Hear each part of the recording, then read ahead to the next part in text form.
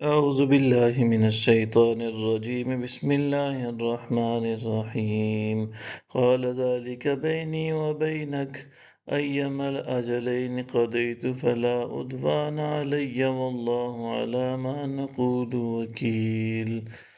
موسیٰ نے کہا یہ معاہدہ میرے اور آپ کے درمیان طے ہو گیا، دو میں سے جو مدت بھی میں پوری کروں تو مجھ پر کوئی جبر نہیں ہوگا، اور اللہ اس بات پر جو ہم کہہ رہے ہیں نگہبان ہے۔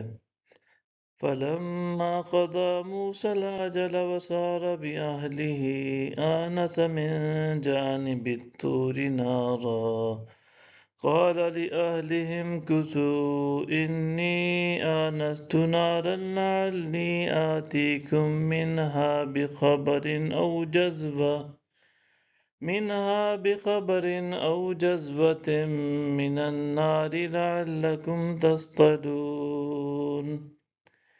پھر جب موسیٰ نے مقررہ مدت پوری کر دی اور اپنی اہلیہ کو لے کر چلے تو انہوں نے طور کی جانب سے ایک آگ دیکھی۔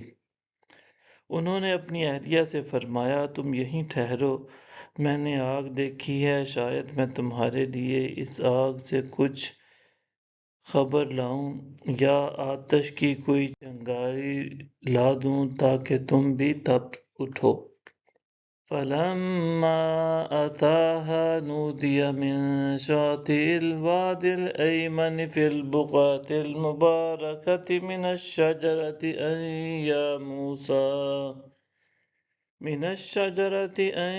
يَا مُوسَىٰ إِنِّي أَنَا اللَّهُ رَبُّ الْعَالَمِينَ۔ جب موسیٰ وہاں پہنچے تو وادی کے دائیں کنارے سے بابرکت مقام میں واقع ایک درخت سے آواز دی گئی کہ اے موسیٰ، بے شک میں ہی اللہ ہوں جو تمام جہانوں کا پروردگار ہے۔ وَأَنْ أَلْقِ عَصَاكَ فَلَمَّا رَآهَا تَهْتَزُّ كَأَنَّهَا جَانٌّ وَلَّىٰ مُدْبِرًا وَلَمْ يُعَقِّبْ يَا مُوسَىٰ أَقْبِلْ وَلَا تَخَفْ إِنَّكَ مِنَ الْآمِنِينَ۔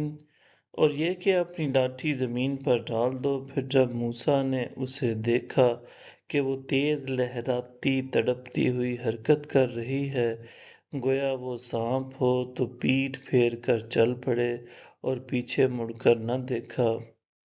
ندا آئی اے موسیٰ سامنے آؤ اور خوف نہ کرو، بے شک تم امان یافتہ لوگوں میں سے ہو۔ صدق اللہ العظیم۔